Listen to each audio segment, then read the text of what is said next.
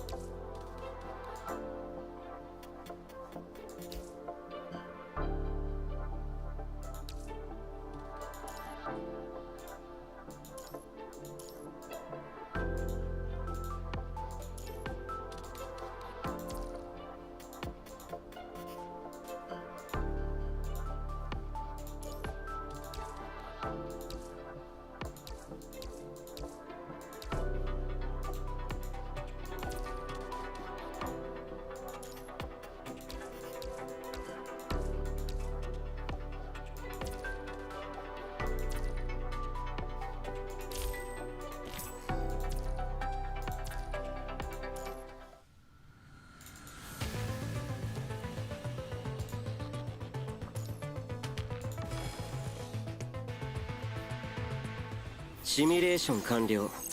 指揮官、我々が勝者です。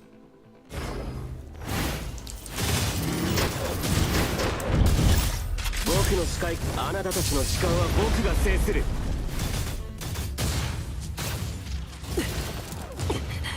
気を抜くのはまだ早すぎます、指揮官。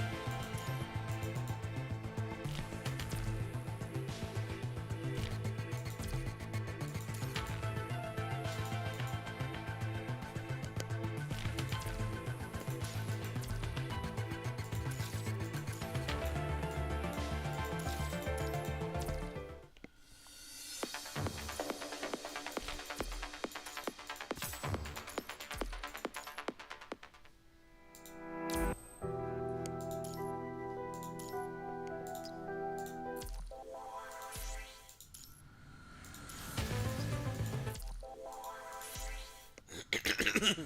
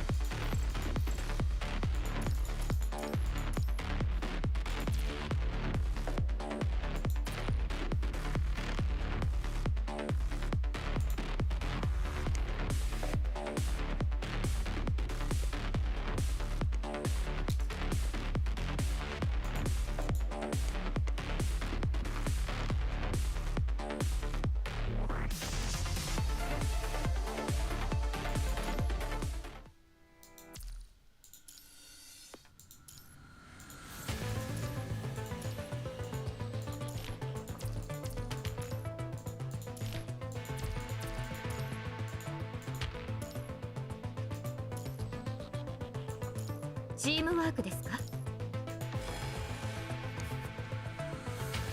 早急理科帰還粛清開始冷凍残波さあ終焉の光を与えましょう。悪夢の終わりをここに宣告します。忍術やってみて。私は進行するための槍となり誰でもいいからかかってきます。これくらいの痛みなら平気。早急理科帰還粛清開始絶対に許しません。さあ終焉の光を与えましょう。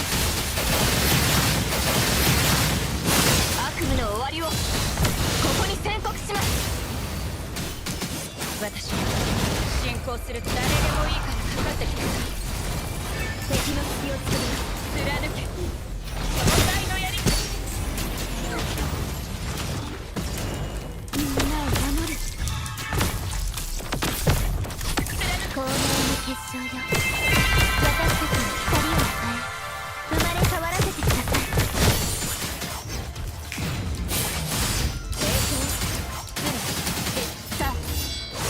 光を与えましょう。悪夢の終わりをこここに宣告します。すぐ即戦即決しないと。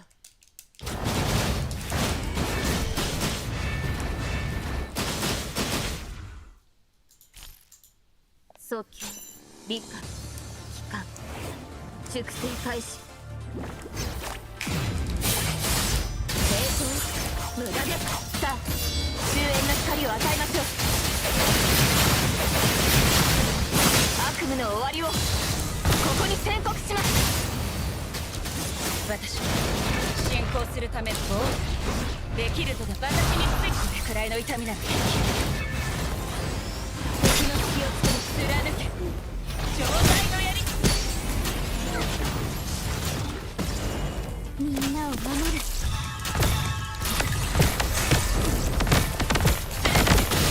光明の結晶よ、私たちに光を与え生まれ変わらせてください。絶対に許しません。ダンス遅すぎます。早急理解帰還粛清開始。成功無駄です。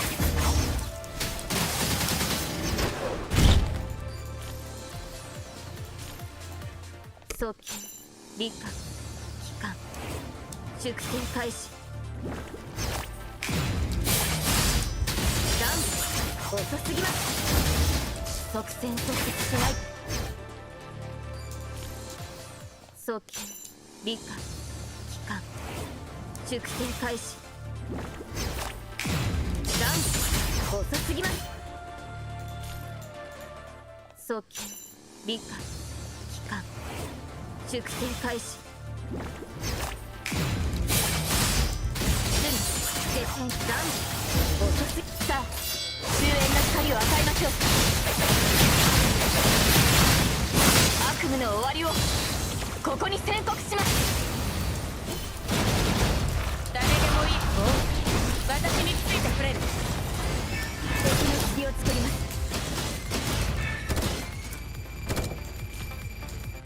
早急理解帰還粛清開始。ダウン遅すぎます。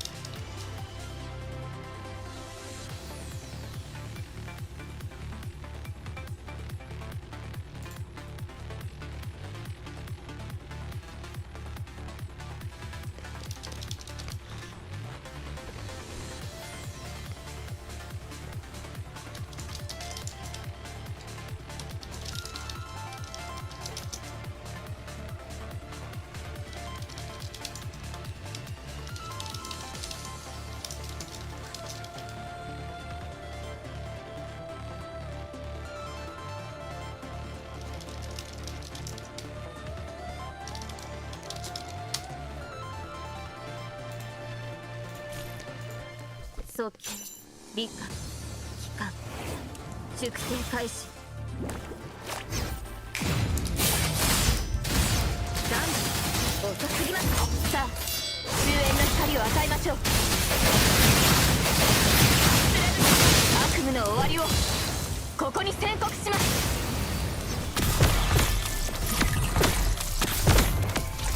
真実証明王できるとでも思って私もいけます。敵の隙を作ります。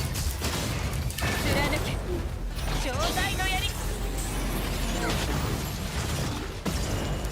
みんなを守る光明の結晶よ、私たちに光を与え生まれ変わらせてください。ダウン遅すぎます。光を与えましょう。悪夢の終わりをここに宣告します。罪絶対に許しません。これくらいの痛みなら平気。誰でもいいからかかってきなさい。敵の隙を作ります。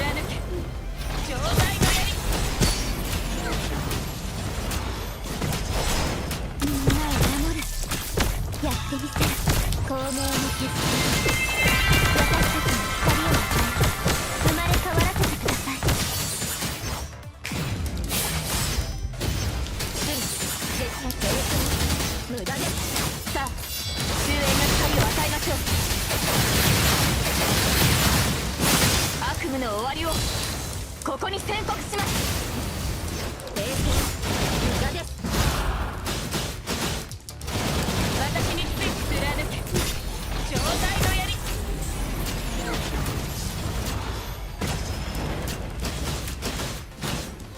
みんなを守る。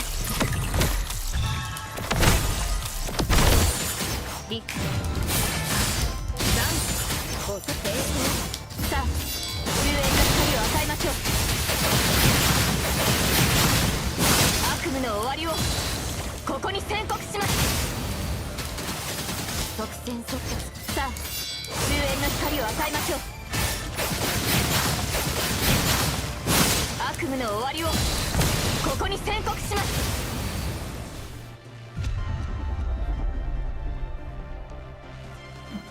終幕です。さあ永遠に眠りなさい。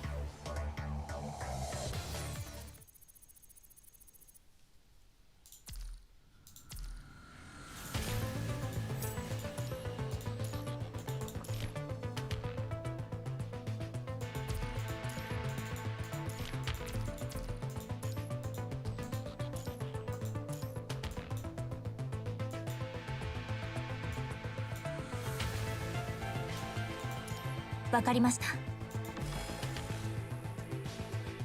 勝たなければ無意味です。落ち着いて考えましょう。予想通りの攻撃です。切り開きます。ここから切り裂きなさい。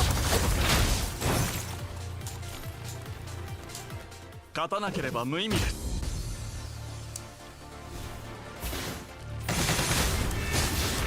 予想通りの攻撃ですね。切り開きます。長く眠ること激殺する。目を閉じて安らかに眠れ。私の指揮官切り裂きなさい。この一撃で見つけましたよ。勝たなければ無意味です。予想通りの攻撃ですね。ケーキ片付けないといけないようだね。切り開きます。激殺の時間だ。激殺する。目を閉じて安らかに。パラスマよ、私の刃になってください。切り裂きなさい。ケーキ片付けないといけないようだね。見つけましたよ。激殺する。目を閉じて安らかに眠れ。この一撃で勝利への道を切り開きます。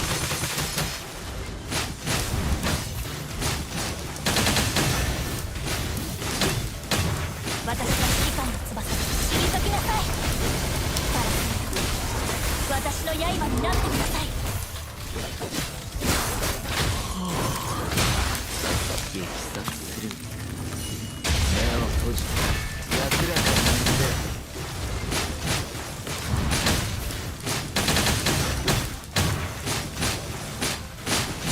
私の指揮官の翼に指示をお願いします。切り裂きなさい。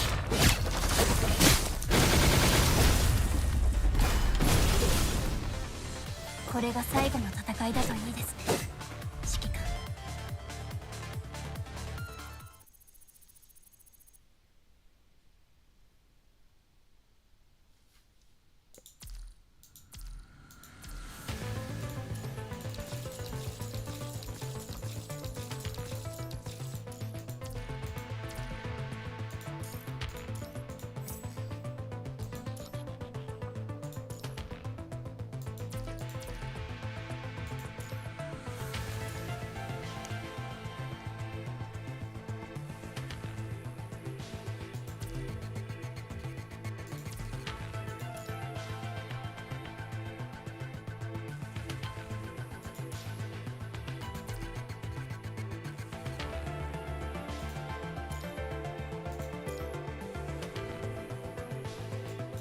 チームワークですか？お任せください。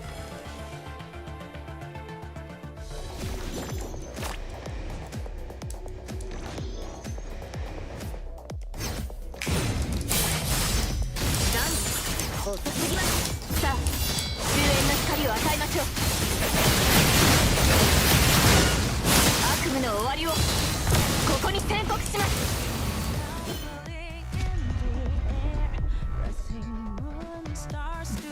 終幕です。さあ、とは眠りなさい。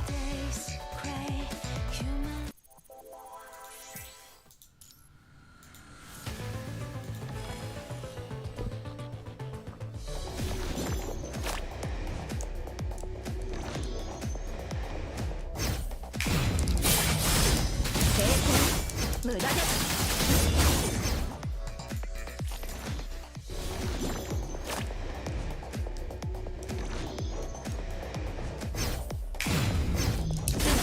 絶対に許しません。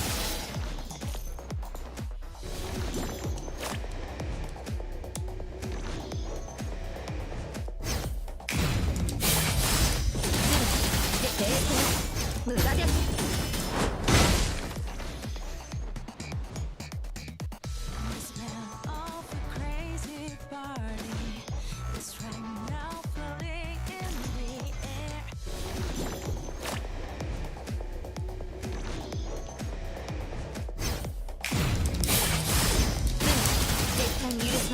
さあ、終焉の光を与えましょう。悪夢の終わりをここに宣告します。私に別敵の隙をつけます。みんなを守る。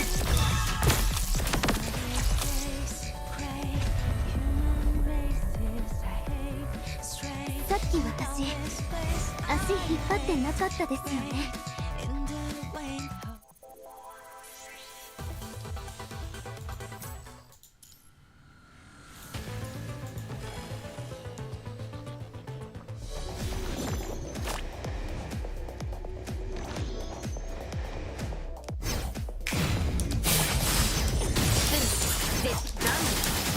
さあ、終焉の光を与えましょう。悪夢の終わりをここに宣告します。忍者やってみせる。光明の結晶で私たちの光を生まれ変わらせてください。私についてできるとでも思って敵の隙をつけます。貫け超大のやり。そうリック絶対に許しません。さあ、終焉の光を与えましょう。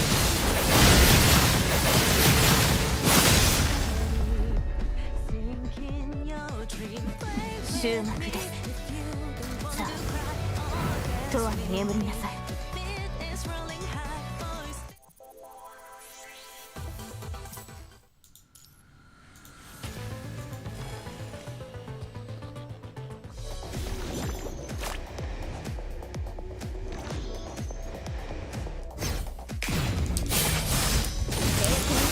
無駄です。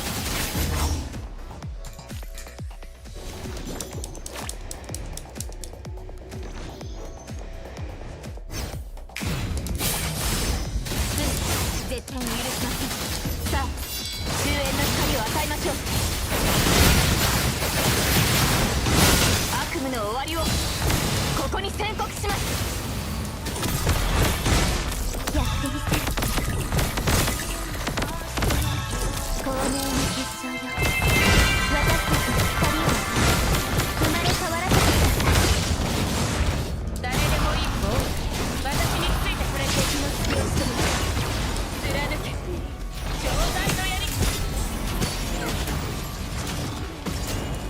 どうぞリッカ絶対に許しません。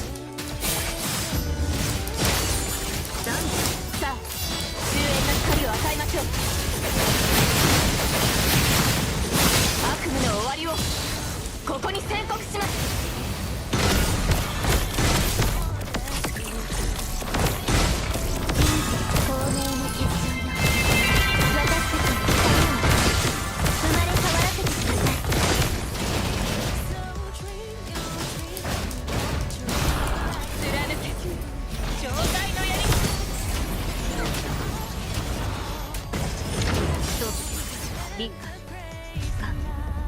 粛清開始。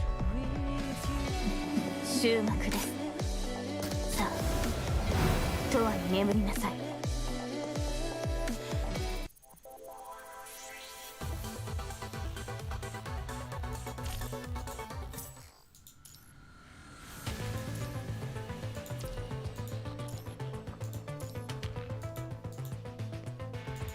はい。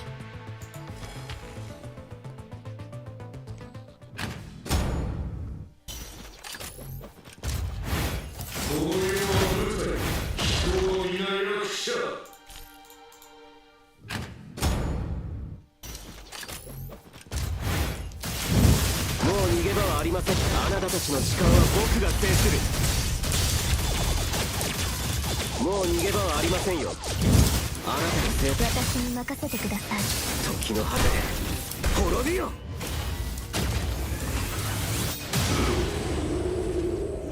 それこそ私が求めてやらない衆。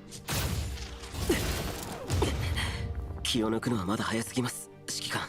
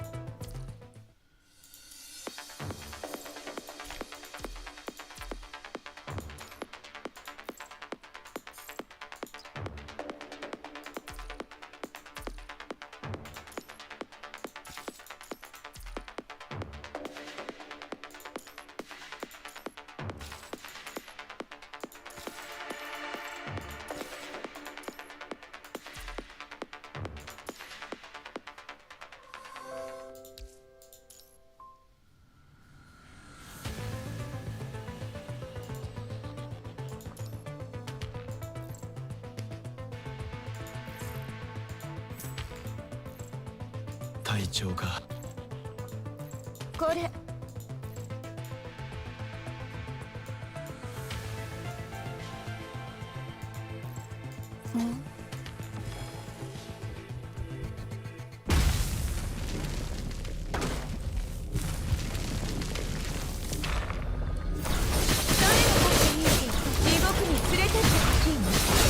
私がそうしますもっとたくさんの痛みを感じさせて。ゴルムの私と刃をしバンドソキズゴルムのいないちびっこ実験品ぶち壊して破滅の開始。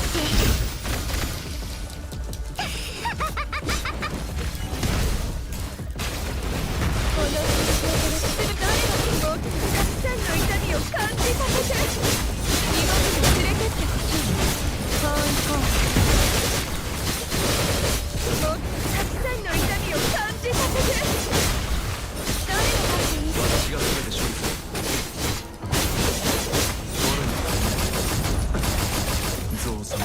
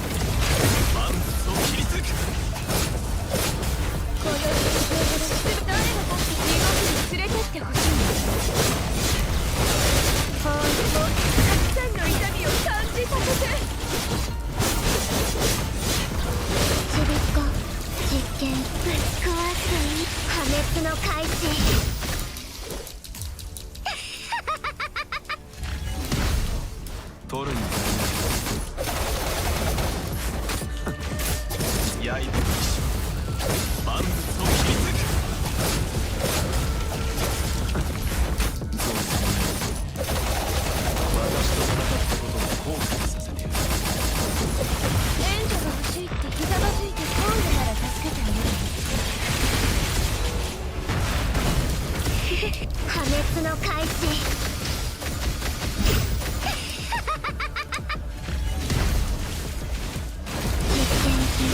獄に何度もたくさんの痛みを感じさせて。私が全て処理する。地獄に連れてってほしい。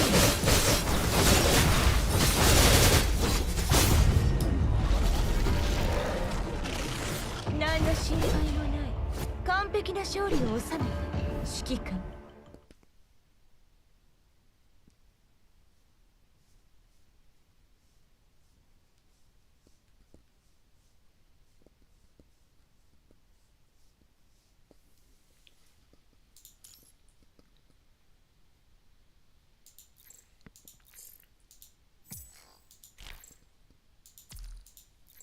九龍のフォロー。あなたは戦いは苦しみから明日を遠ざけるために。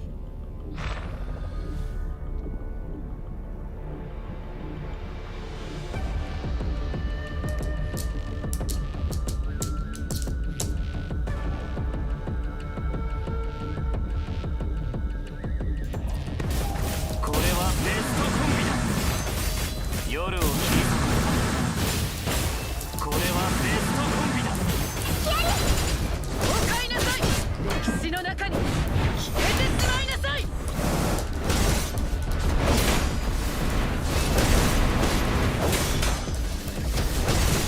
九龍フォロー。ここにあり。行きましょう。手加減はなしで。ザールは誰一人逃がしません。この力で打ち破ります。一掃してやりましょう。ザールは誰一人逃がしません。集落一斉。痛い。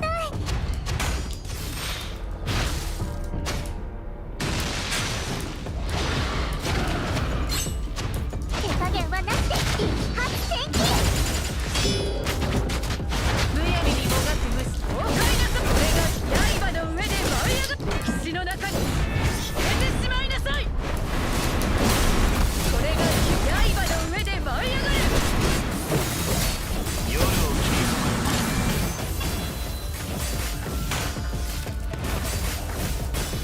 これはベストコンビだ。極寒の中断州が咲き誇る。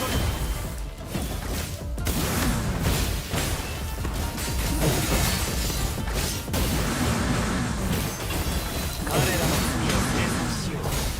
極寒の中断州が咲き誇る。夜を切り裂こう。これはベストコンビだ。大丈夫。一掃してやりましょう。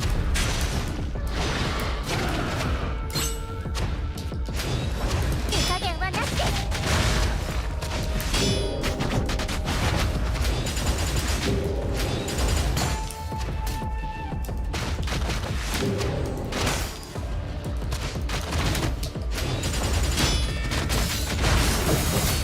彼らの罪を清算しよ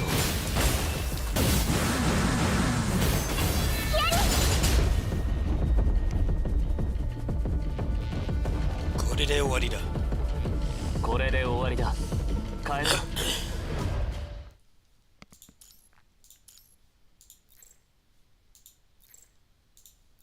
う。安心して僕。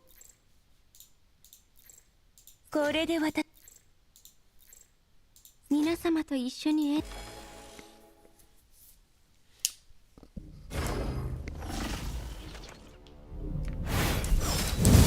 う逃げ場はありませんよ。あなたどんな犯もう逃げ場はありませんよ。あなたの生存確率はゼロです。時の果てで滅びよ。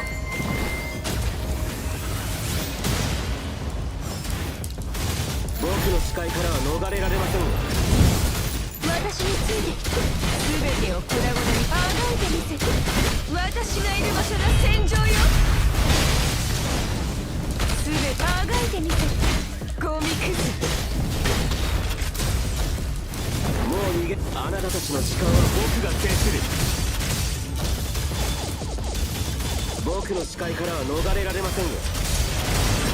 あなたの生存確率はゼロです。時の果てで滅びよ。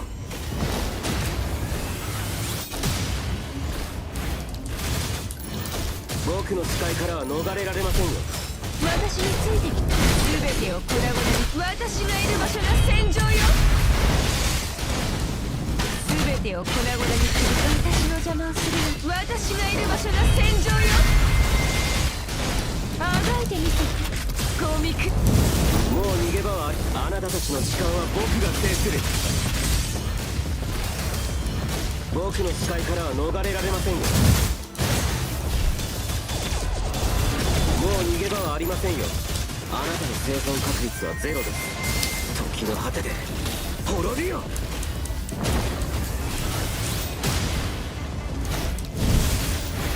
僕の大したことじゃありません。集中しましょう。私がいる場所が戦場よ。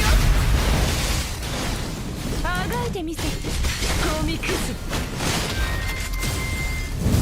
僕の視界、あなたたちの時間は僕が制する。僕の視界からは逃れられませんよ。もう逃げ、あなたの生存確率はゼロです。時の果てで滅びよ。も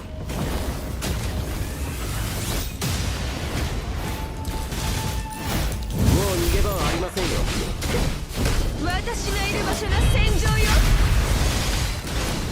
全てを粉々にする。私の邪魔をするな。私がいる場所が戦場よ。シミュレーション完了。僕の視界からあなたたちの時間は僕が制する。もう逃げ場は僕の視界からは逃れられませんよ。もあなたのせい。どんなハーモニーがお好きですか？時の果てで滅びよ。も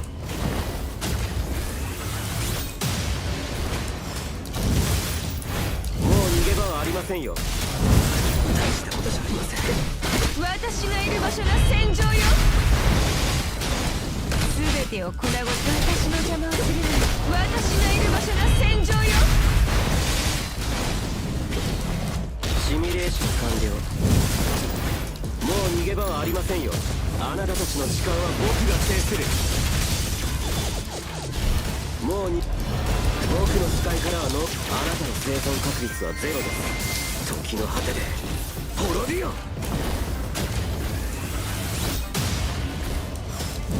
もう逃げ場はありませんよ。大したことじゃありません。集中しましょう。気を抜くのはまだ早すぎます、指揮官。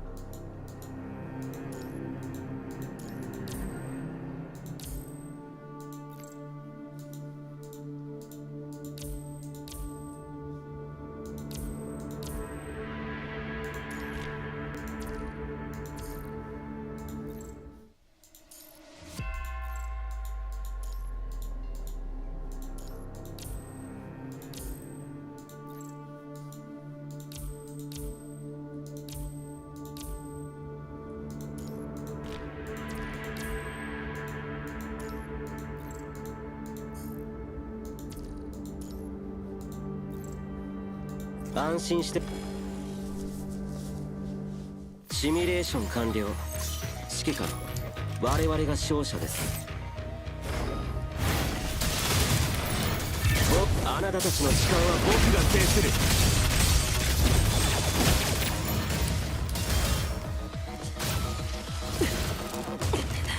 気を抜くのはまだ早すぎます、指揮官。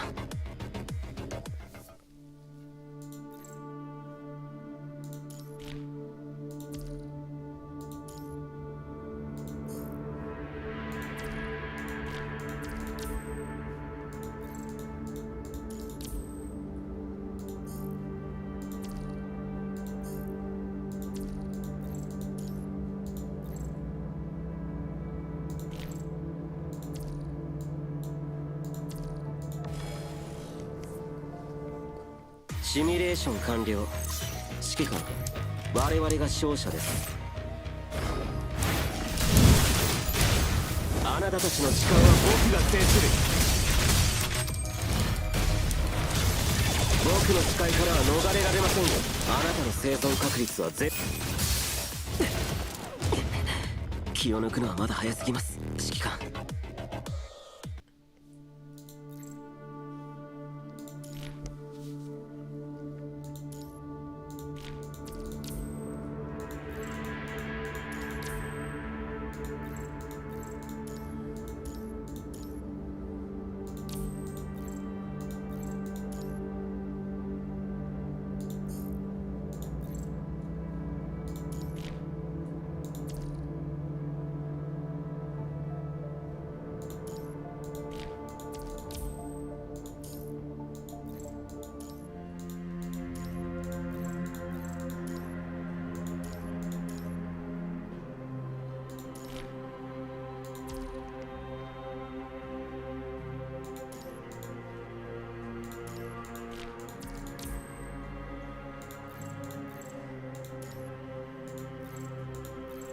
いつでも戦う準備はできている。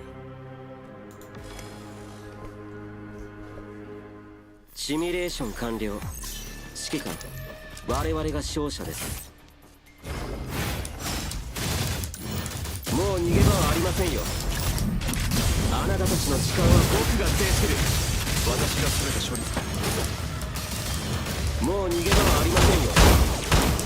あなたの生存確率はゼロです。時の果てで滅びよ。ボルに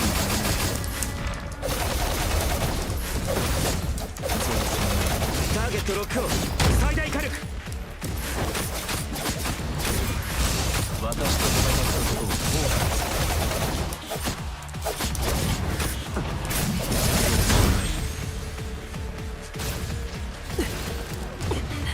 気を抜くのはまだ早すぎます、指揮官。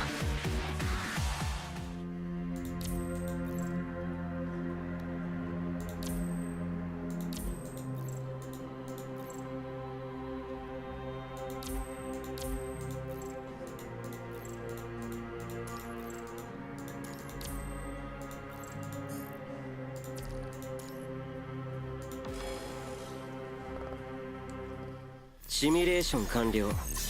指揮官、我々が勝者です。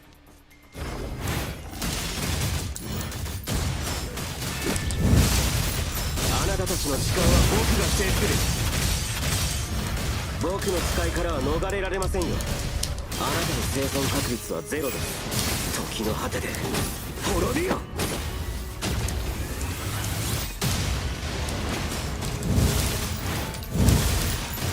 僕の使い方。ボルに私と戦ったことを後悔する。今回も良かったが、今度はもっと綿密な作戦を立てよう。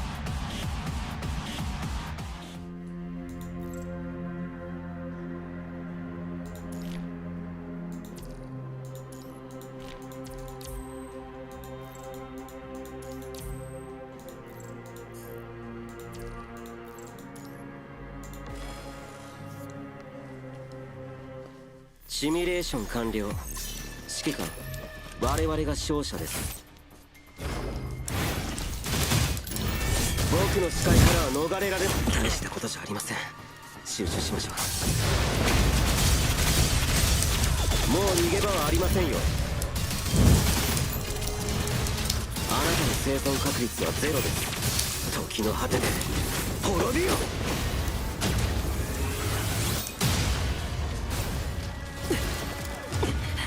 気を抜くのはまだ早すぎます、指揮官。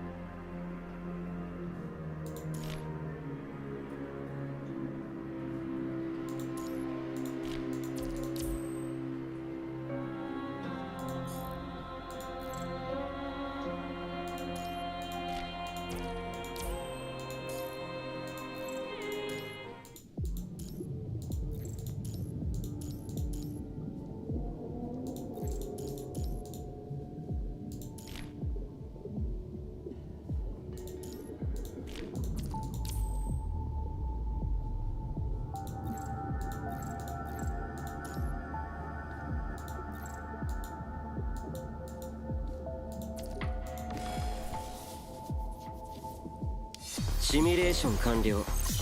指揮官、我々が勝者です。もう逃げ場はあります。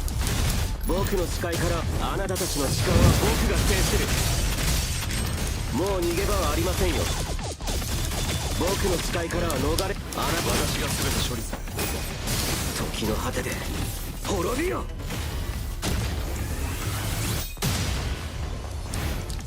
トルに私と戦ったことを後悔する。シミュレーション完了。指揮官、我々が勝者です。僕の視界からあなたたちの時間は僕が制する。僕の視界からは逃れられます。もう逃げ場はありませんよ。あなたの生存確率はゼロです。気を抜くのはまだ早すぎます、指揮官。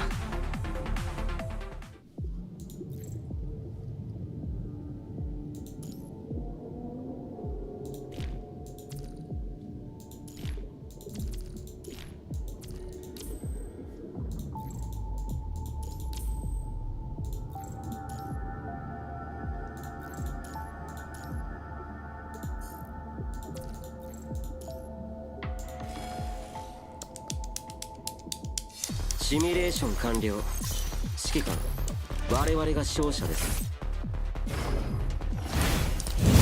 もう逃げ場はありませんよ。あなたたちの時間は僕が制する。僕の視界からは逃れられませんよ。もう逃げ場はありませんよ。気を抜くのはまだ早すぎます、指揮官。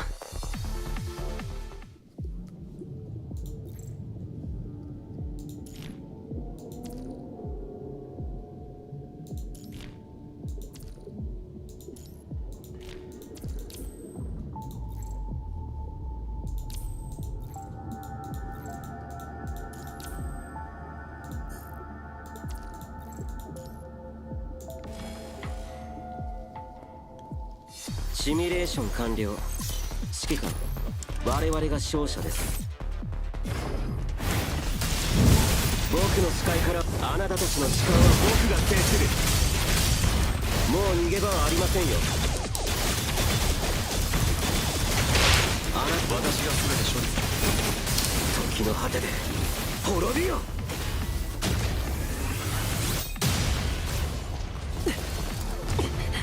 気を抜くのはまだ早すぎます、指揮官。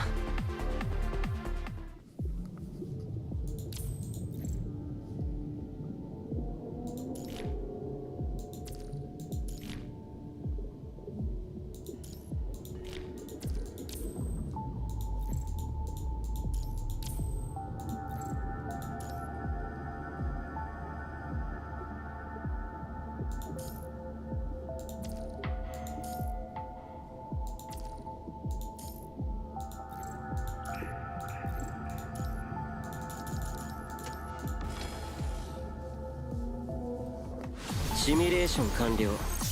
指揮官、我々が勝者です。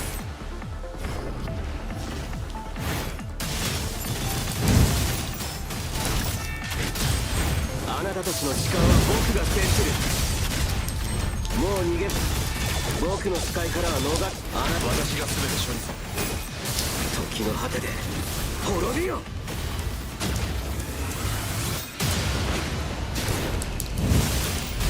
もう逃げ場はありませんよ。ボルに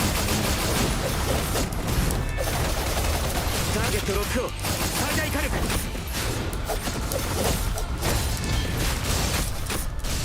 シミュレーション完了。指揮官、我々が勝者です。もう逃げ場はありません。あなたたちの時間は僕が制する。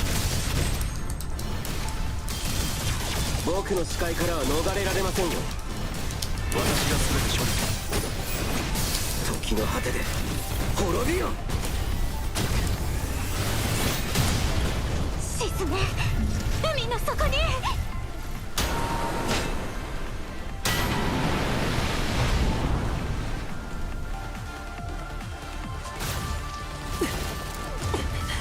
気を抜くのはまだ早すぎます、指揮官。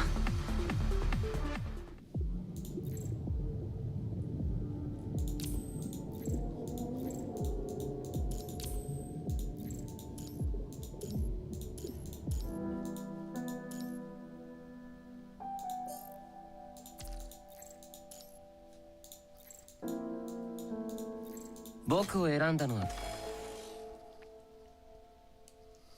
シミュレーション完了。指揮官、我々が勝者です。僕の視界からは逃れられませんよ。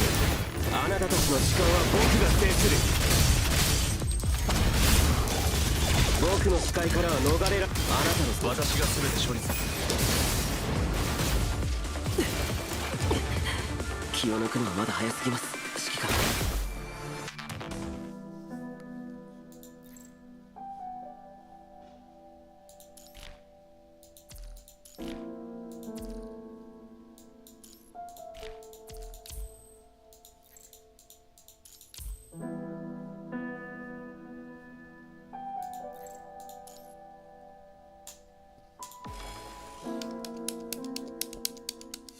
シミュレーション完了。指揮官、我々が勝者です。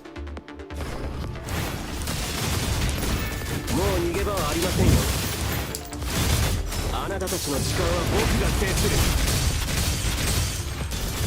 る。もう僕の視界からは逃れられません。あなたです。私が全て処理する。気を抜くのはまだ早すぎます、指揮官。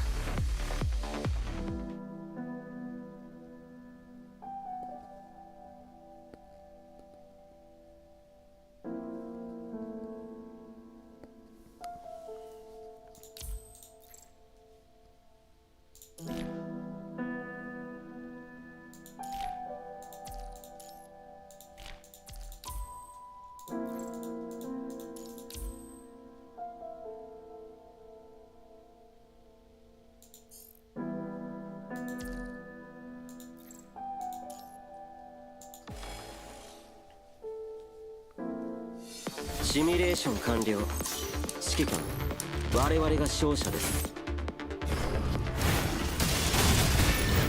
僕の視界からは逃れられませんよ。あなたたちの時間は僕が制する。もう逃げ場はありませんよ。あなたです。私が全て処理する。時の果てで滅びよ。僕が計算した弾道から逃げられるようになります。今回も完璧な車線でした。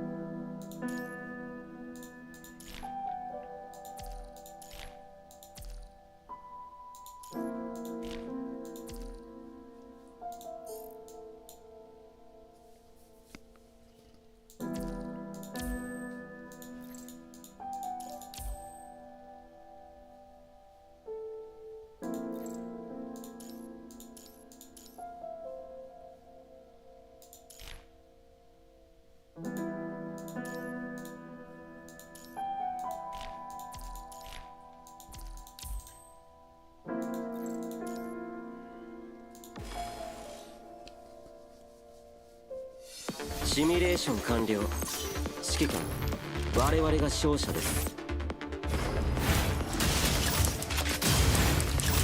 僕のあなたたちの時間は僕が制する。もう逃げ場はありませんよ。僕の視界からは逃れらあなたの生存確率は私が全て処理する。時の果てで滅びよ。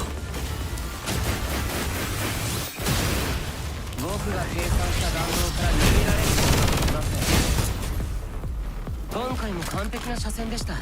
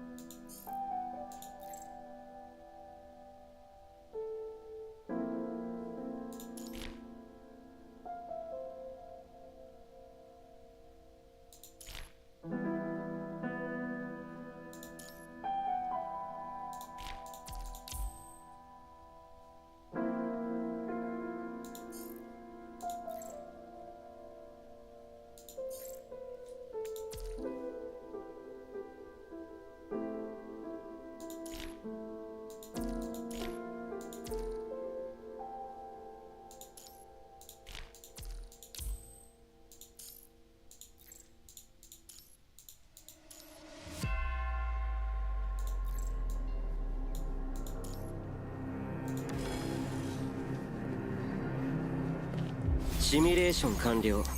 指揮官、我々が勝者です。もう逃げ場はありませんよ。僕の視界からは逃れられませんよ。あなたたちの時間は僕が制する。もう逃げ場はありませんよ。あ、ご命令を。気を抜くのはまだ早すぎます、指揮官。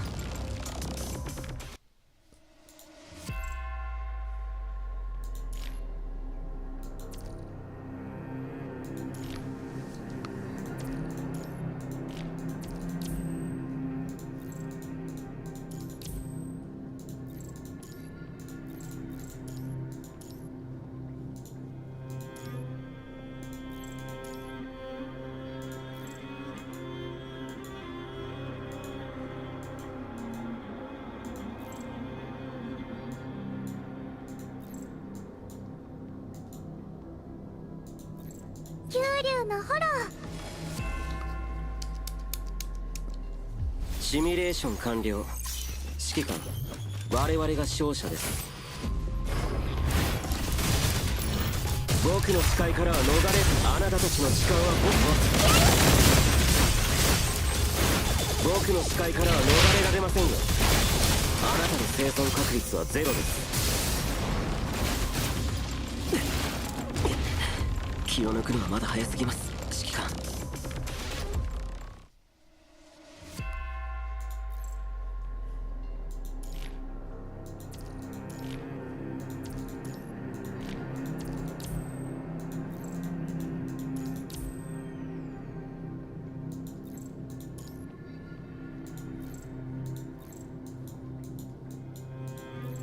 粛清の時間です。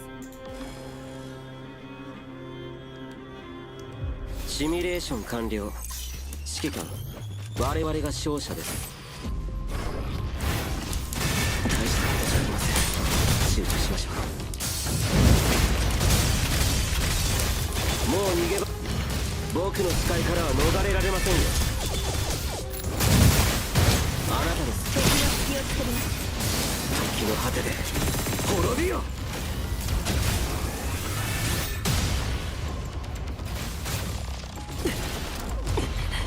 気を抜くのはまだ早すぎます、指揮官。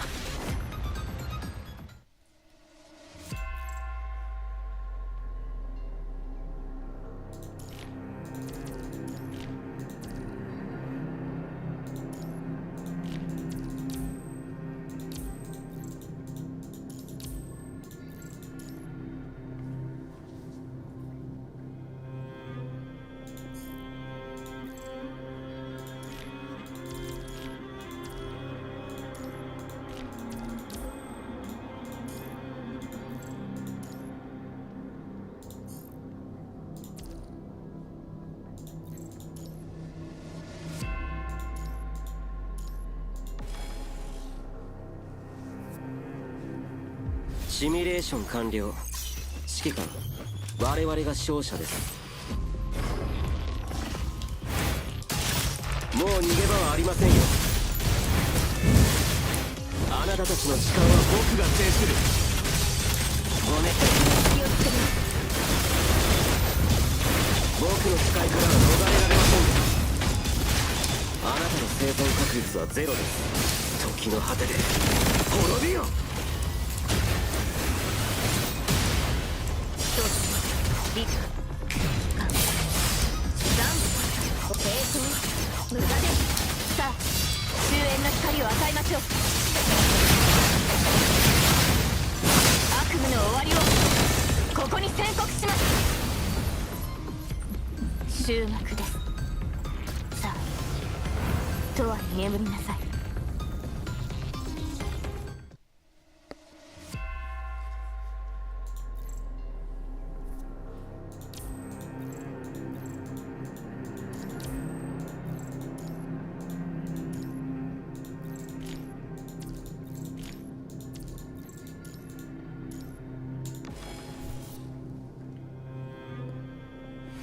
シミュレーション完了。指揮官、我々が勝者です。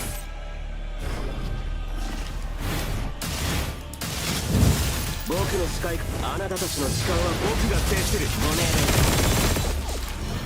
令。僕の視界からは逃れられませんよ。もう逃げ場はありませんよ。あなたたち敵の隙を作ります。時の果てで滅びよ。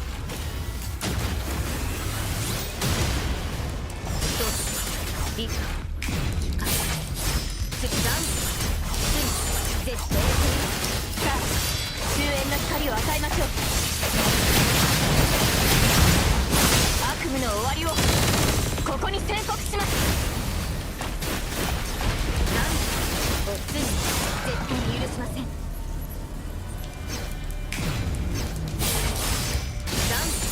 遅すぎます。さあ終焉の光を与えましょう。悪夢の終わりをここに宣告します。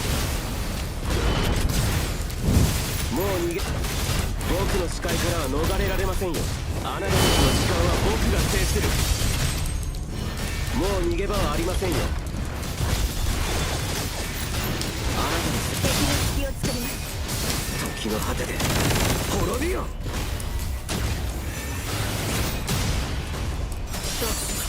リク抵抗無駄です絶対に許しません。特殊に即決しない。なんさあ終焉の光を与えましょう。悪夢の終わりをここに宣告します。終幕です。さあ永遠に眠りなさい。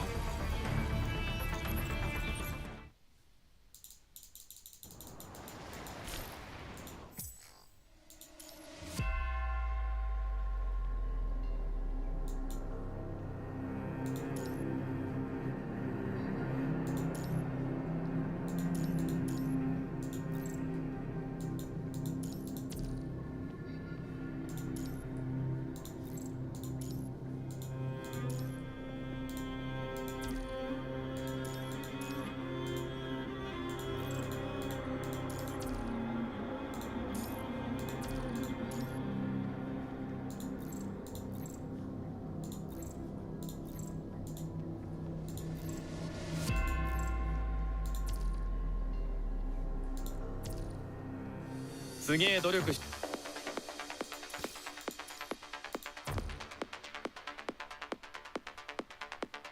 今の地球では星が見えない。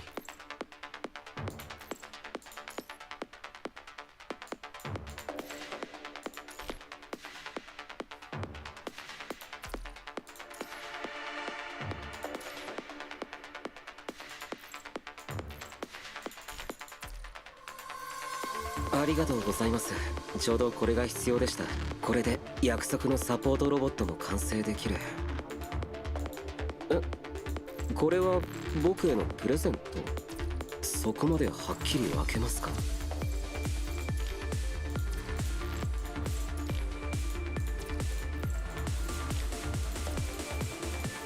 ありがとうございます。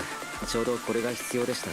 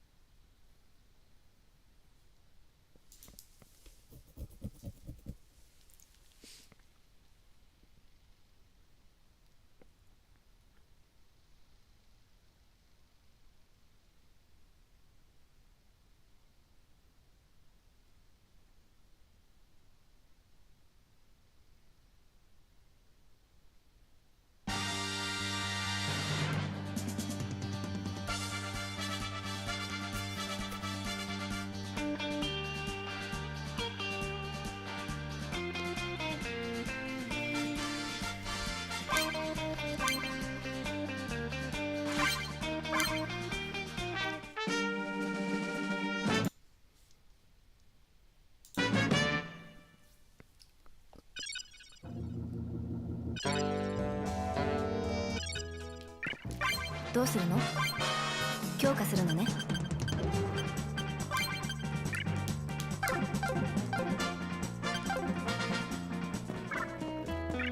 行くのね。誰にする？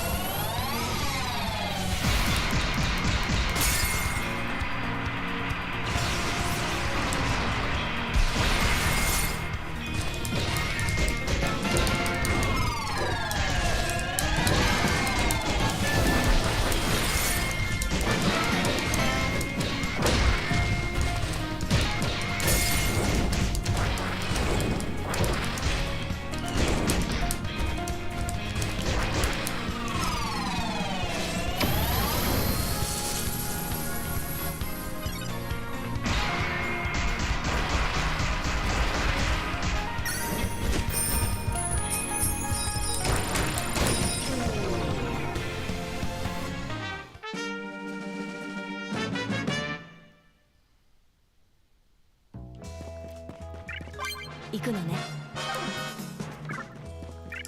どうするの？強化するのね。これがおすすめ。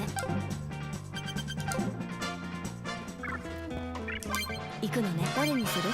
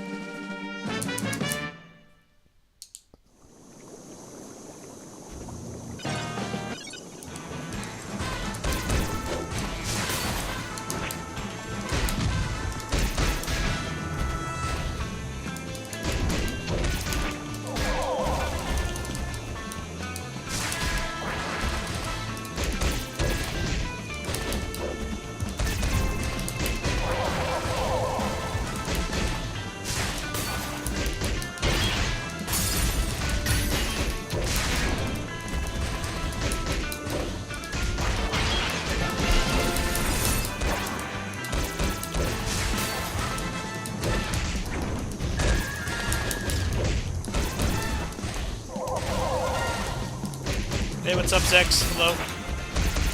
Feeling any better? I hope so. I haven't asked you in a while. I ask all my friends of how they're feeling. They're feeling better.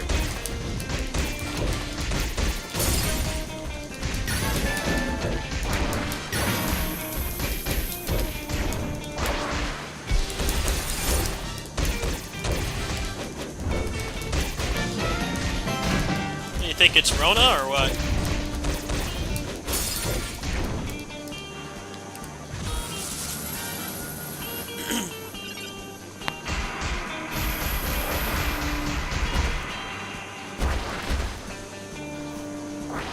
It's probably just Cruden. Yeah.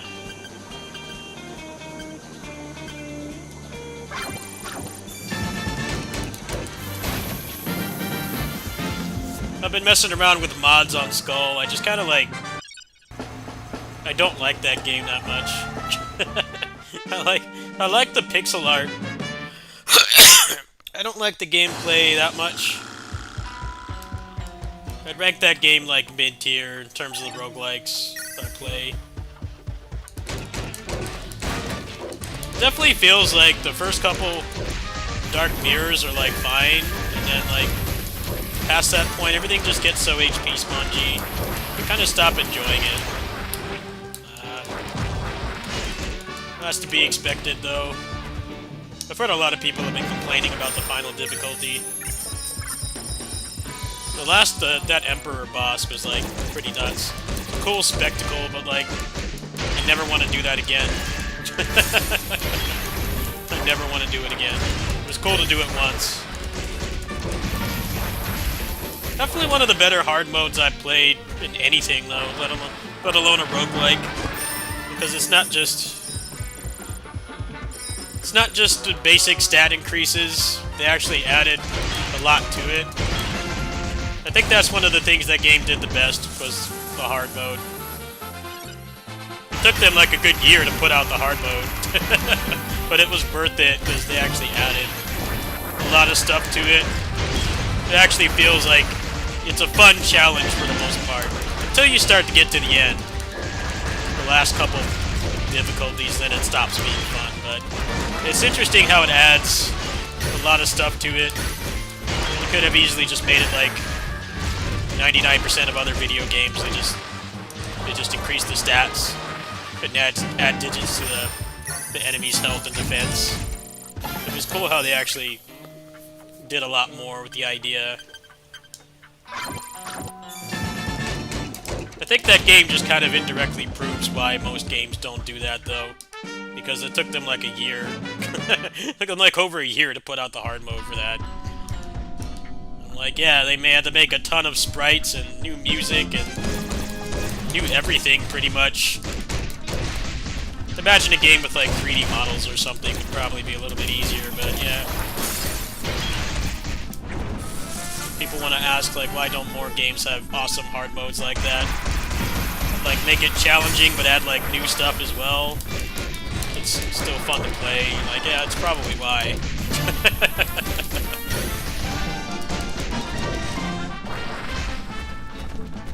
Yeah, I think that's that game's biggest achievement, is actually having an interesting hard mode. I'm not really big on hard modes in games a lot of the times. It depends on the game, but a lot of them really do just jack up the health.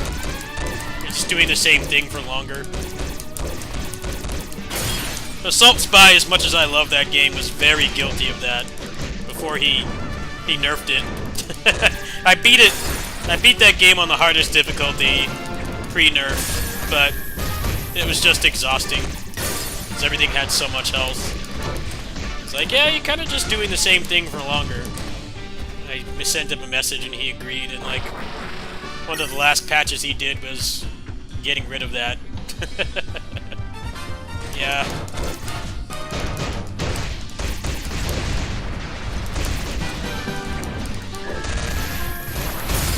Probably just play with mods and just mess around with builds. I'm not gonna become a Skull content creator. I don't really care. I'm just gonna treat that game like Monster Hunter. I just put mods on and stuff because I wasn't playing it for content. I was just playing it for casual fun. They have those mods that just let you start with the build right away. I'd probably just do stuff like that, to be honest. I just find the game frustrating the farther you go into it. I get, like, more and more annoyed with the game. Like, yeah, I got my money's worth out of the game. I generally don't mod stuff, but I didn't do mods on Skull until I beat Dark Mode 0. Dark Mirror 0. I did that legit with no mods. Now I just, like, don't really care. Probably unlock all the stuff and just play on, like, Dark Mode 0 or something.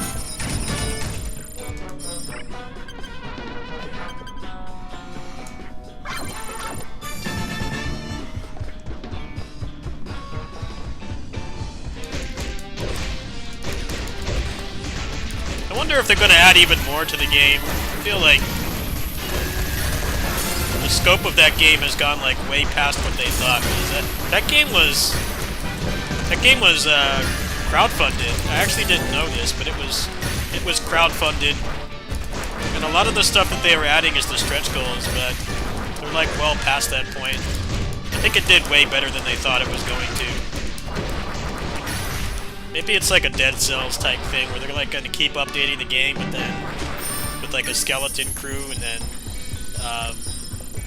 they're probably working on, like, a Skull 2 or something. The game was kind of a unexpected hit.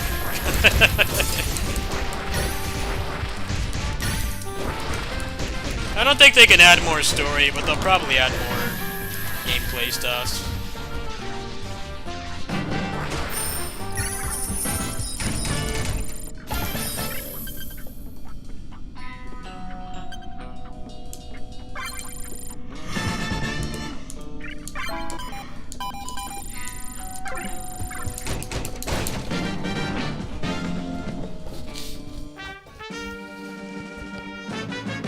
But yeah, that game's definitely not my... It's not my favorite action roguelike. It's like probably like a B tier for me. Like, I recognize it's a good game, I just don't like it that much.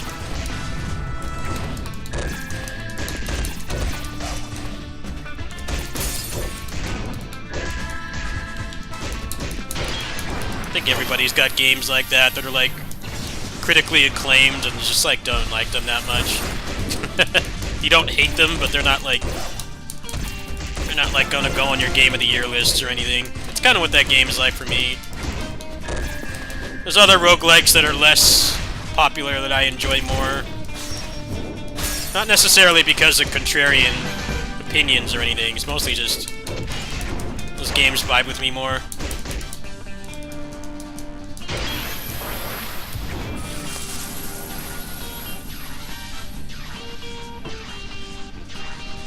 I actually really liked how this game has really boring meta progression, but you can beat the game with none of it, which is what I really like about this game. I've beaten this game with, like, no upgrades. No or minimal upgrades, like one tier of them. This isn't like the deepest roguelike out there, but for a movie tie-in game, it's actually balanced pretty well. Like, yeah, the skill trees and stuff are boring.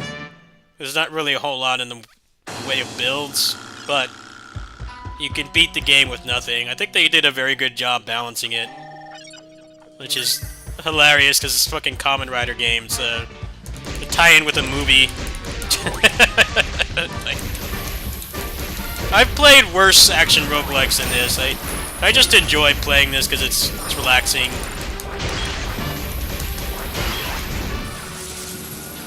I definitely feel like they could have done more with the skill trees, but with how boring they are, at least you don't have to grind for anything. I played a lot of roguelikes where you gotta grind, like, double jump and stuff, so it's like, why do I need to grind for this? It should be like a basic functionality of the character. You shouldn't need to grind a double jump or any of that stuff. That's a really big turnoff for me.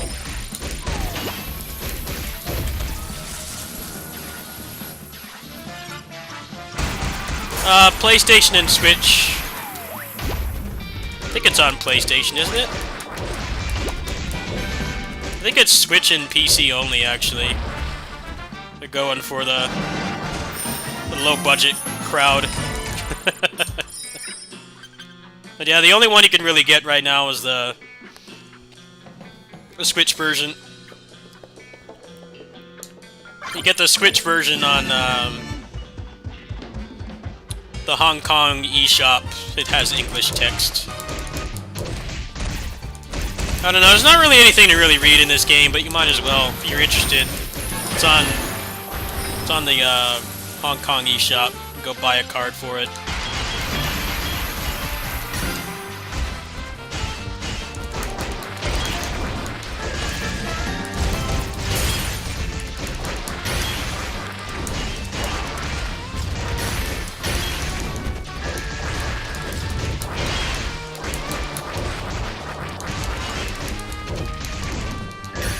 I would like this game if it was not a Kamen Rider game. It might not be like the most impressive game out there just as a game itself, but like for an action roguelike, it's actually surprisingly well balanced. A lot of action roguelikes these days will do anything to have player retention. They'll make you grind for like basic stuff like you can't parry. What was that game I played, Lootmancer? You couldn't like do the Dead Cells stomp. You couldn't parry without grinding. Like why? You don't have anything else interesting in the skill tree. Why do I need to grind for that? This game commits the sin of having a really boring meta progression tree, but at least the game is balanced around not needing to grind. If you want to make the game a little easier for speed run and stuff, you can use it. But you're never at any point forced to interact with it. The roster is Ichigo, Nigo, Kamen Rider Zero, and then if you get the DLC, which you can't buy anymore, there's Godzilla, Evangelion Robot, and Ultraman. I'm playing those right now. 3 characters base roster, 6 with the DLC.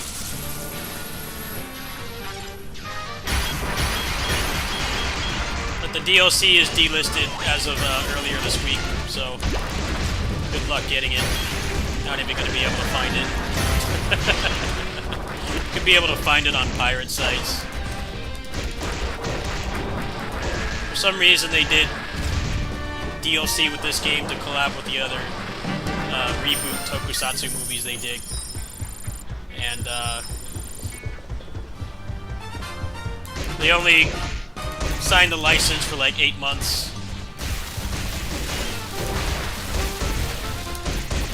And I really think, I don't have any inside information, but I think the reason why it was delisted was because of Evangelion. Because there's a game called Gigabash, which is like a kaiju. It's like a kaiju fighting game, and it just kind of had like inspired characters from, you know, they had like an Ultraman function and everything. But then they actually got the real Ultraman and Godzilla in that game. So it's like, that's like a smaller indie game. This is a game from Namco and Natsume Atari. And they're both in Gigabash right now. Go buy that game right now, and there's actual Godzilla and Ultraman in there. But then they're also in this game, and the DLC for this lasted 8 months. So, I think it's generally how that kind of stuff works. It's what happened with Jump Force. Jump Force was probably like, I don't know, the Bleach owners or something pulled out. They didn't want to renew the license, so the whole game had to be delisted. In this game's case, I feel like Evangelion people just didn't want to renew. I don't think they're expecting a lot of return of investment from having Ultraman in Gigabash. Ultraman, video game-wise, is pretty weird, because It's like they don't make any actual Ultraman games anymore. There hasn't been one in ages, like decades. But they put them in existing games. The last Ultraman game they did was for RV. It was like basically a literal kids game, just like shaking the Joy-Cons and stuff. It's not like this, which is like something a kid can still play, but you know, it has depth to it. It has depth to it and everything. Yeah, they don't really do Ultraman or Super Sentai games for that matter right now. There hasn't been a Super Sentai game in ages.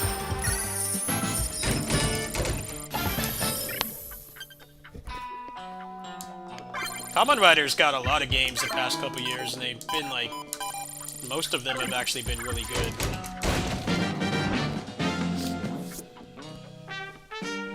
Batride War Genesis is a good game, and then Climax Scramble is like decent, but still just a generic arena fighter. Memory of Heroes is a really good game too. And then this game is good if you temper your expectations. If you're just looking for a good roguelike, I think this game is really solid. And then as a movie tie-in game, it's actually pretty good too. I saw the movie after I played this game. I bought the game first. Like, wow, the game pretty much spoils the movie. Most of it, anyway. I won't elaborate any further than that, but...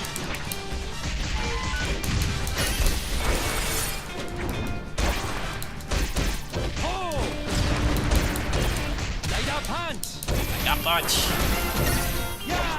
Yeah! Climax Fighters is terrible. That was the dark ages of Kamen Rider games, because that game came out a year after Batride War Genesis. Instead of giving us like a current-gen Batride War, they gave us that shit. Like, no single-player content, the netcode was terrible. Just a pointless game. That game was actually kind of like one of the first Power Stone clones that we got. It's just it doesn't have the single-player content of Power Stone, so... it's kind of pointless. It's not even really a great Kamen Rider game, but then it's like a bad Power Stone clone too, because there's no single-player content, and the netcode is terrible, so couldn't recommend anyone to buy that game.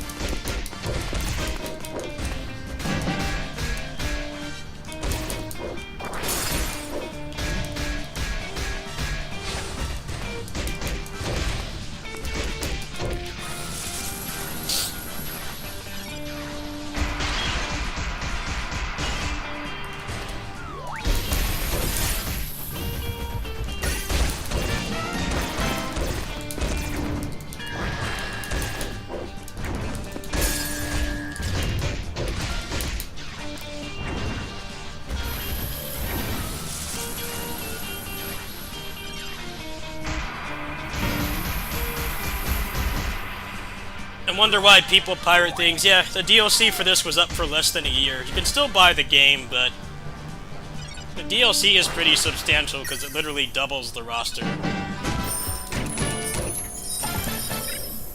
So all of that being gone is pretty whack. Half the cast is gone. It's like, why don't you just put, like, Z-Cross in the game or something? I mean, he clearly wants to be involved in the franchise still. He was just in a Geats movie a couple months ago. They made a ninja-themed movie for Kamen Rider Geats, and they had him show up. Because he was the first ninja Kamen Rider. He's like right there. Why don't you just put him in the season pass instead? Because you can still keep selling it. I didn't see any Evangelion fans super excited for this game. I didn't see any of them talk about it. I think that was a bad idea in retrospect. They should have put like another Showa rider in the game instead. I really do think it was Evangelion that pulled out. Didn't want to have the license anymore.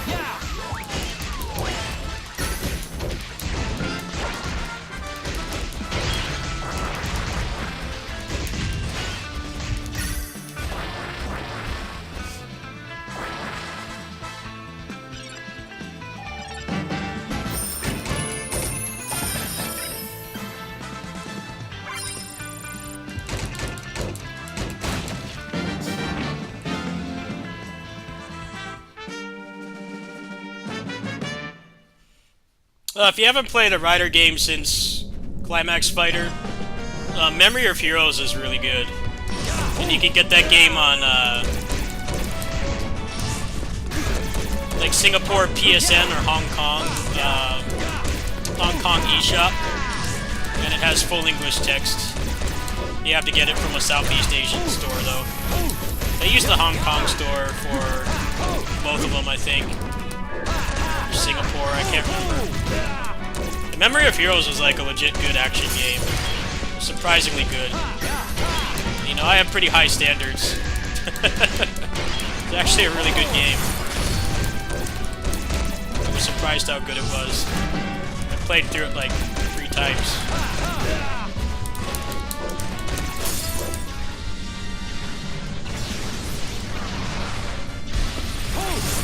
It's kind of like the turning point for Kamen Rider games because they've been on such a mega decline since Batride War Genesis. Yeah, we're actually going to make good Kamen Rider games again instead of Arena Fighter shovelware.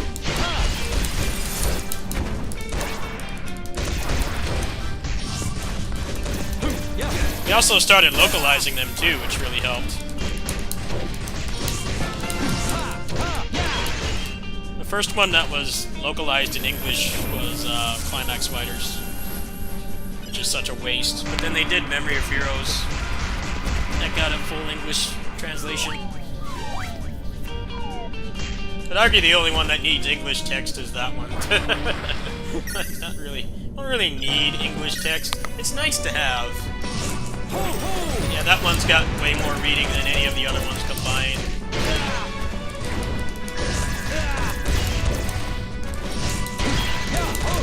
Pretty much that and Batride War Genesis are like the only ones that need English text.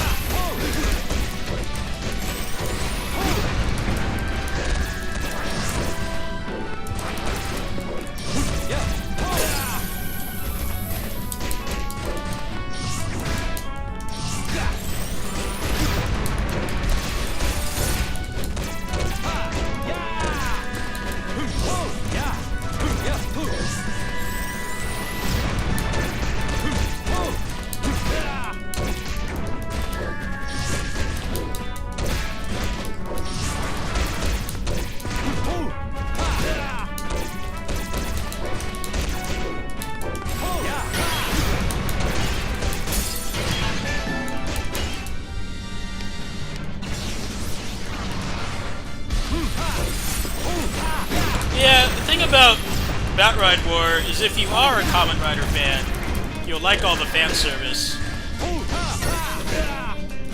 You like all the fan service, but like it's a legit good Musou game, even if you're not a fan. Which I think for licensed stuff is pretty rare.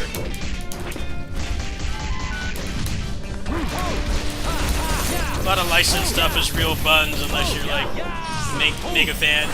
There's lots of shitty Dragon Ball games out there and stuff. some reason they just decided to make like probably one of the best Musou games next to Basara, just randomly. Let's just make like something that's close to Basara. It's still not as good as Basara, but it's pretty close. Those games were made by Aiding, well-renowned Kusage fighting game studio.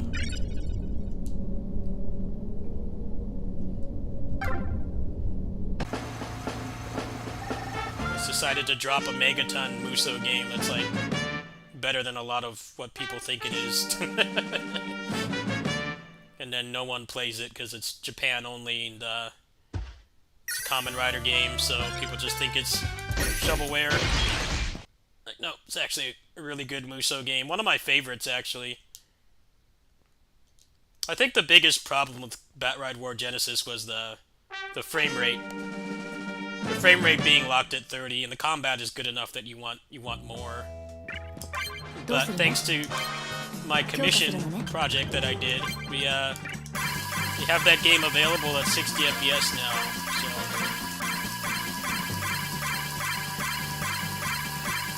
So somebody put a lot of time into that game. I can tell you that was like the biggest problem. The frame rate sucked. It has combat almost as good as Basara. Quite a bit worse than Basara, but still probably the closest you can get. But half the frame rate, so it felt really shitty to play, but that's been fixed now. You can play at 60 FPS locked, even on a Steam Deck. I put up a video if you guys are interested. A couple weeks back.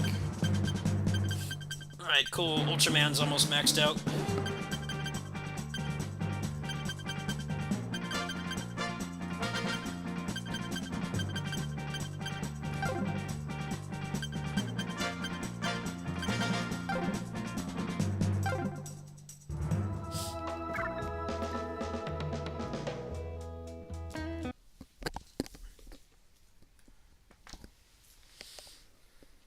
Aiding's making a Hunter x Hunter game, and I'm like, man, can you make a Kamen Rider game again, please?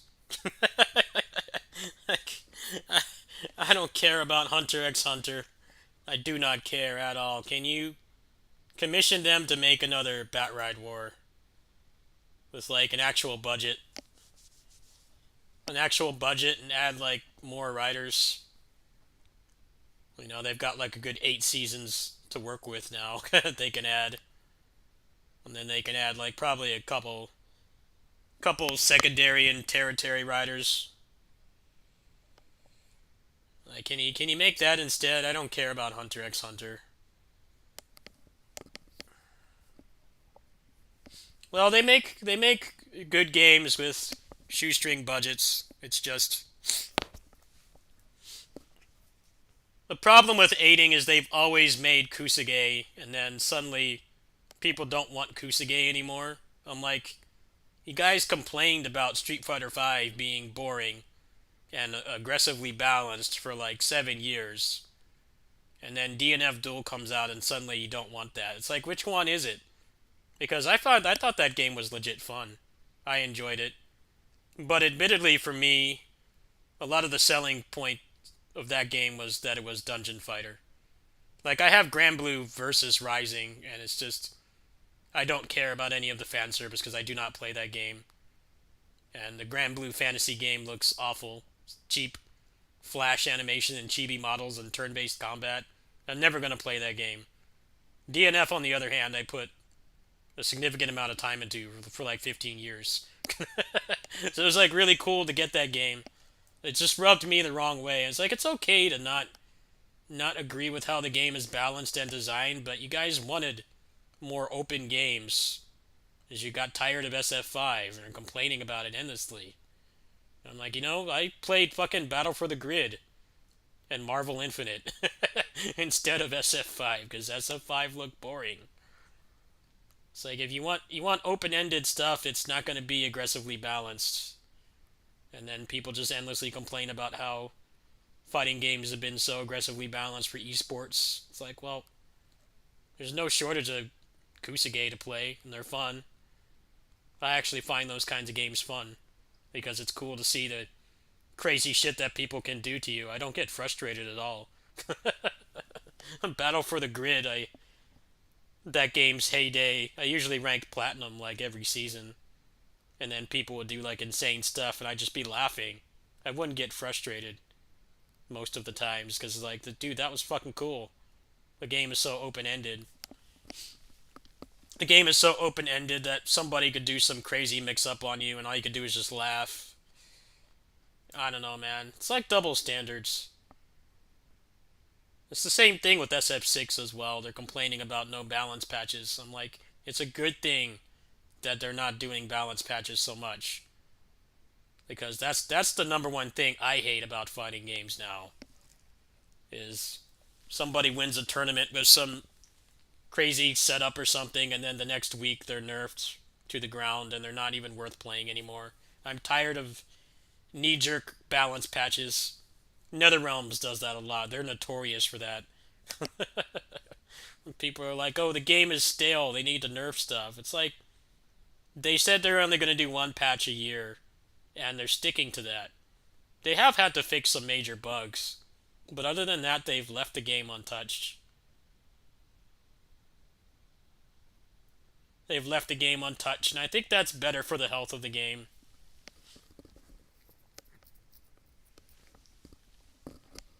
Yeah, the aggressively balanced being a big problem in fighting games, I feel like those are people who only play mainstream stuff. Battle for the Grid is a game where Doggy Kruger got nerfed like 3 times, and he's still top tier. He's still a really good character. They did not make him handicapped. They didn't put him in a wheelchair. He's still a good character. It's when they just nerf stuff constantly and they don't even let the meta evolve. That's what I can't stand about fighting games now. As somebody who's been playing them for decades. I might not play as much as I used to, but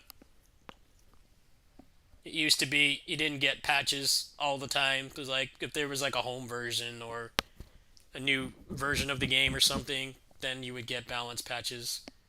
And now every time there's somebody finds something that's even remotely strong, they just want it nerfed, and then it gets nerfed, and they don't know how to actually nerf the character without straight up neutering them or putting them wheelchair bound. They don't know how to do that.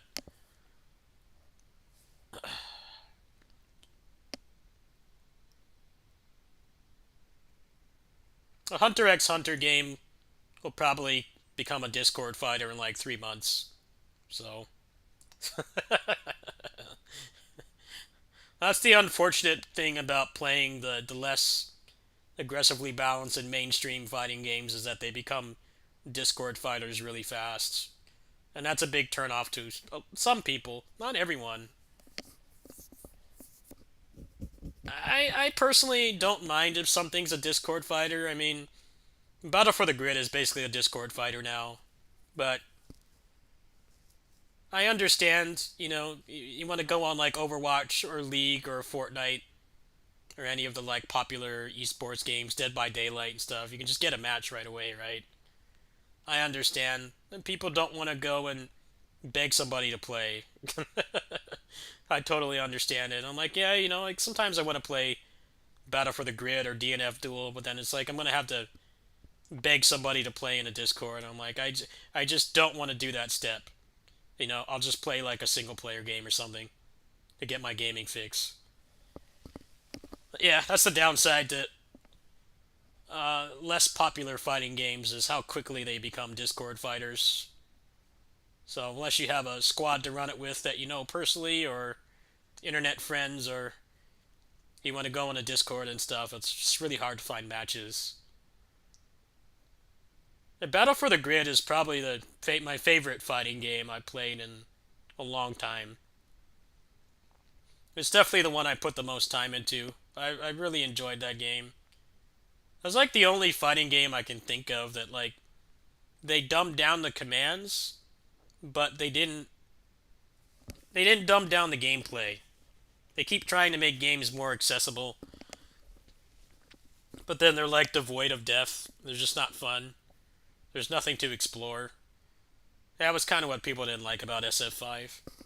Some other games as well. Battle for the Grid was like, yeah, there's like no motion commands except for 2 characters.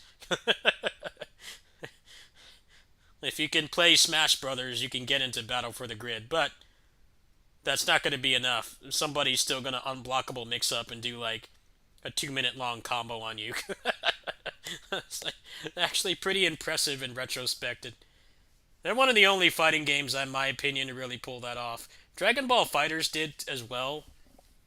The problem with Dragon Ball FighterZ was that the movesets were very homogenized. The characters felt very similar.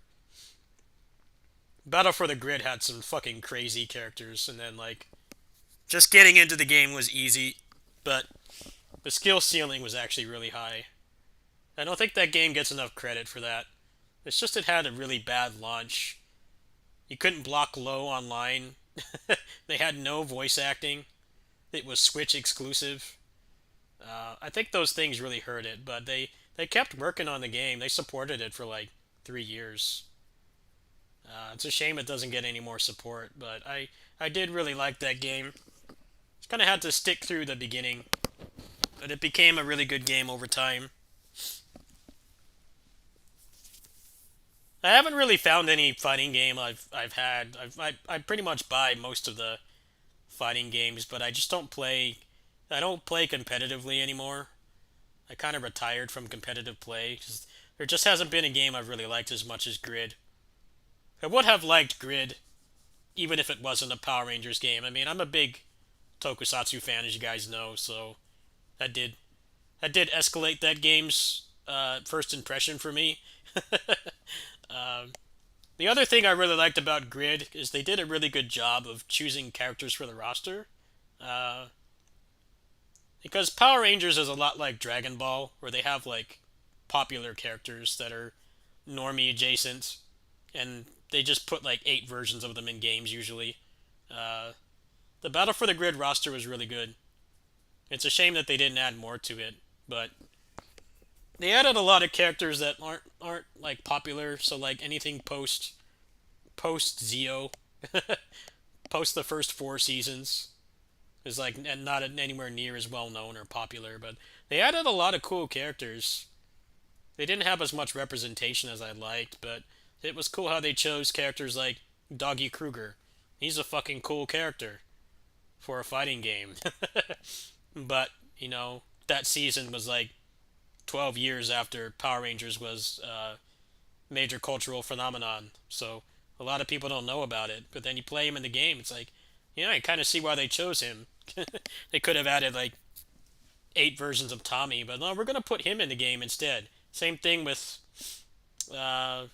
Jungle Fury Ranger, the Wolf Ranger, Geki Violet. He's a fucking Y-type Power Ranger. I mean, he's not a household name, but he's perfect for a fighting game. It was cool how they put him in there. Anyway, I think I'll do like maybe one more game tonight. I'm probably gonna hop off. The Street Fighter collab was the last content for the game. And then the people who run the company are fucking morons because like the week that they put Ryu and Chun in the game, they announced fucking Olympic NFTs. They were gonna do Olympic game NFTs the same fucking week. And then a lot of people didn't play the game because of that. I'm like, yeah, I don't blame you. It's a really good game if you give it a chance, but we actually got like Capcom characters in a fighting game, which is pretty rare. I mean, they have Street Fighter characters and everything now, but they're not in like many actual fighting games. They actually got Ryu and Chun in the game, but then we're gonna start shilling Olympic NFTs the same fucking week. Great job. Stupidest fucking marketing you could ever do. Yeah, that happened like the same week. That happened like the same week. Idiots. But then now we know. I don't know if you guys know this. I'm gonna ramble a little bit longer before I play like one more game tonight. Clockwork got poached for Riot's for Project L, the League of Legends fighting game. Now, it was pretty much an open secret because he just kind of dipped out really quick. Everybody in the Grid community pretty much like, what else could he possibly be hired for this time? And either would be that or like a new Marvel versus Capcom.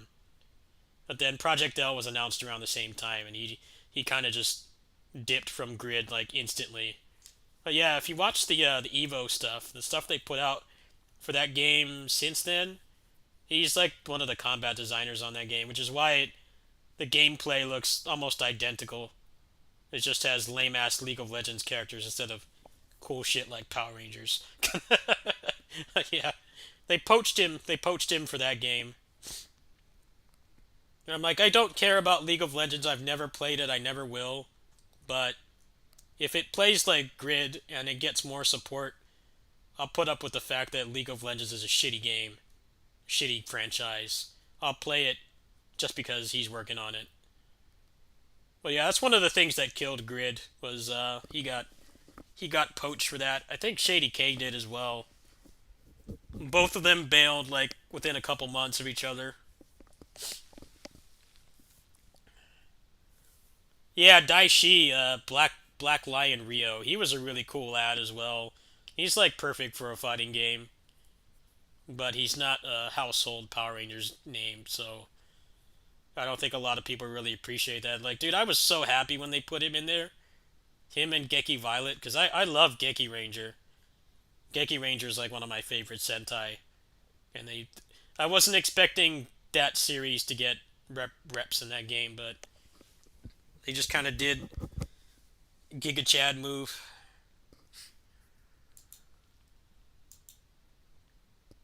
Yeah, right around the time that they did the Street Fighter collab, they started shilling NFTs. There was that, and then some like NFT monkey game that they were making as well. And they started talking about that constantly, and like no one cared about it. That was a while back now. That was like a year and a half, 2 years ago now. But yeah, that was a big blow to their public perception in the FGC. Starting doing shit like that, and like nobody cared, nobody bought it or anything.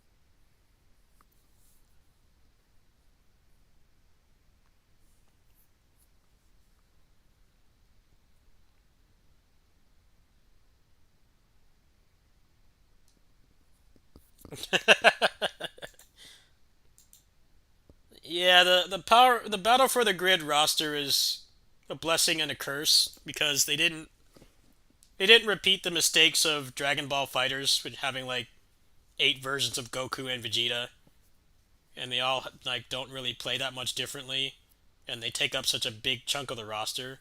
They didn't repeat that mistake, but then the ads that they put in the game, uh, they weren't really exciting at face value outside of hardcore Power Rangers fans, or none even had to be Power Rangers, even just the Super Sentai.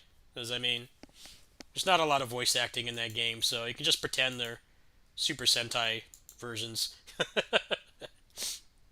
Yeah, I don't really think a lot of the post-launch content was not really majorly popular characters.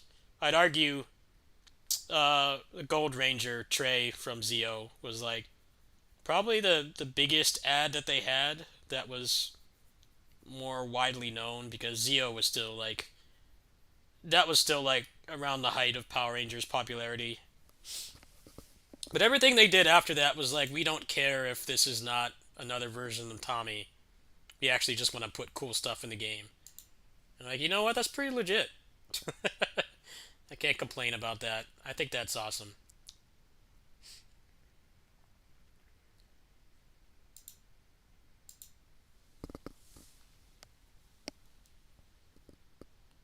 Yeah, that's what everyone hated about Dragon Ball FighterZ. Is they had like 8 versions of Goku. Like a 40 character roster, and then like a fourth of them are Goku and Vegeta.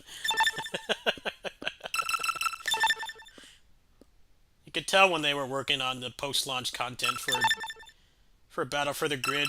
They're like, we don't want to repeat that mistake. We're just gonna put cool characters in the game, and hardcore fans will like that those characters are represented, and then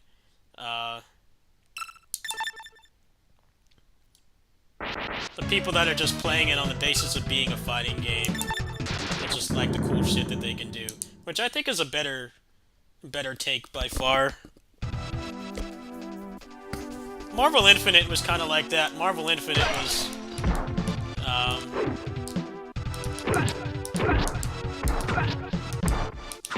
they didn't have the X-Men, but some of the characters could do really cool stuff in that game.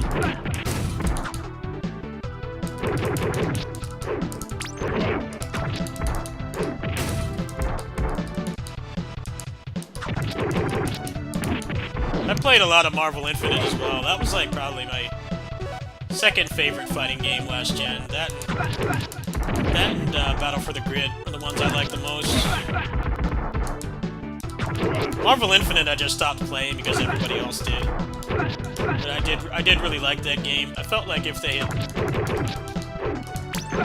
added more to the roster like they fucking promised when they were marketing the game, and then maybe did like 1 or 2 more balance patches, they could have probably stuck it out. But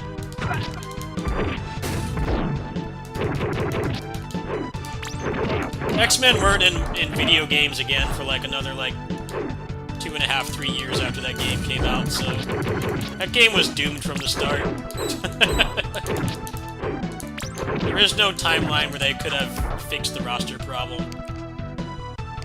It was like the first game to have X-Men again was Marvel Ultimate Alliance 3. And when they announced that game, they made a really big deal about having like Wolverine in the game again, because they hadn't been in any video games for like almost a decade at that point. So when that game came out, I kind of went back and thought, like, there's no way they would have kept support for Marvel Infinite going that long. If it took that long for all the licensing drama to peter out. Like, man, that game really was just doomed from the start. That would have been a big thing that would have at least gotten people to try the game, but Marvel Ultimate Alliance 3 was like 2020. It was like late 2019, 2020, wasn't it? So no chance they would have kept that game going that long. Sad to think about, but people weren't like really excited for Marvel Ultimate Alliance 3 at all, but it still got a lot of buzz just because it had X-Men in video games again. That was like the biggest thing in the marketing that they did. Like, hey, the X-Men are back. They're in video games again after a decade of nothing. In a Marvel vs. Capcom game that had no X-Men, despite that being like the big part of the selling point. People that grew up around that time. There's no X-Men anymore. Sorry. The X-Men are just gone. Even though the literal first Marvel vs. Capcom game was called X-Men vs. Street Fighter, Marvel Infinite didn't have a single one.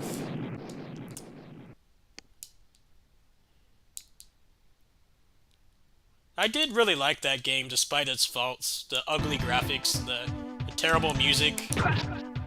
I thought the gameplay was actually really fun. But given what we know now, that game never had a chance. Doomed from the start, unless they pushed it back like a year and a half maybe. They probably could have held out long enough with post-launch support to actually have the X-Men in there, but given what we know about Marvel and stuff now, that game was just dead on arrival. There's nothing thing they could have done. The roster is like the worst thing about that game by far, because it's so... It's the opposite of the Battle for the Grid roster. It's just putting in stuff that normies would like, so... Anything related to the movies... anything MCU related was like such a big influencer, and they put in the game. And then also, on the Capcom side, you can tell that the game had a lower budget than Marvel 3, so... They mostly just put in existing characters and recycled them, like, verbatim. That's something that no one ever points out about that game either. It's like, yeah, the Capcom side wasn't great either. The coolest ad in that game was the Monster Hunter. The Monster Hunter was really cool. So was Sigma.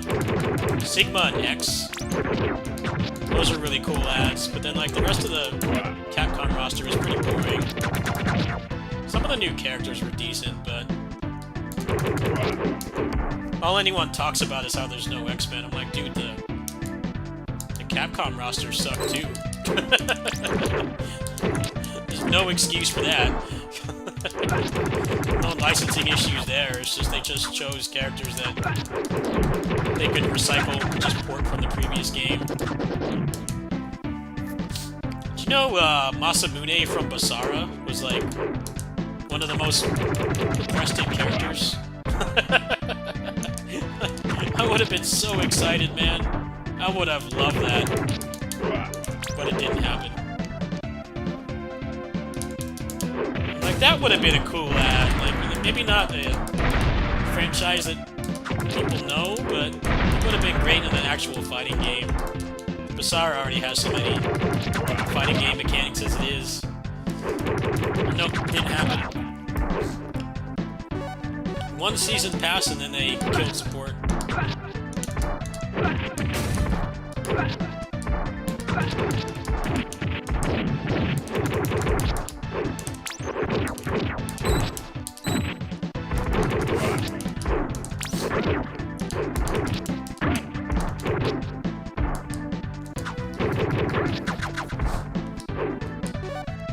Marvel's kind of had a really... Marvel vs. Capcom has kind of had a really shitty hand dealt to it the past couple games. Marvel 3 had a 9-month lifespan. Because instead of doing DLC, they just made it a whole other game. I think a lot of people even know that there is an original Marvel vs. Capcom 3.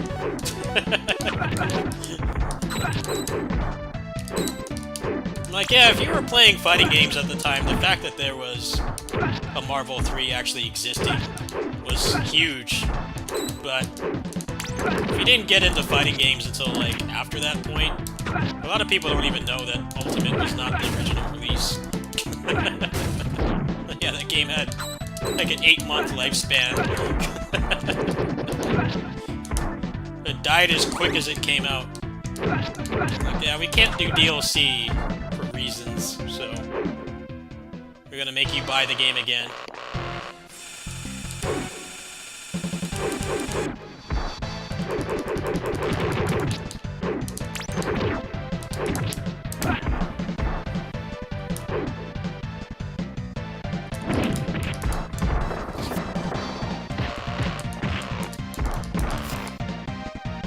Hey, good night, man. Yeah, I'm hopping off after this. Hope you feel better, brother. I'll talk to you later.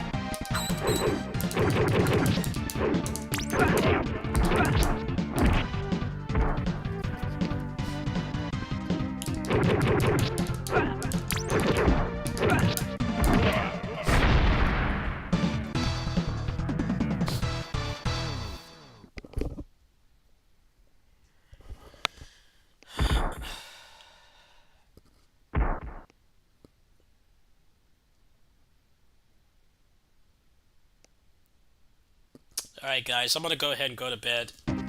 Thanks for watching, everybody.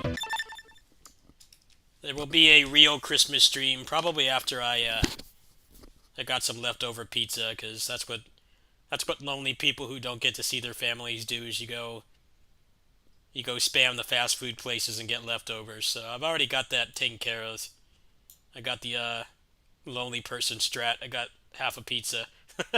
So after I chow that down, we'll do a Christmas stream. I'll probably do a bunch of roguelikes, maybe some Kamen Rider, whatever the hell I feel like. So yeah, thanks for watching, everybody. Merry Christmas. We'll see you guys in like 12 hours.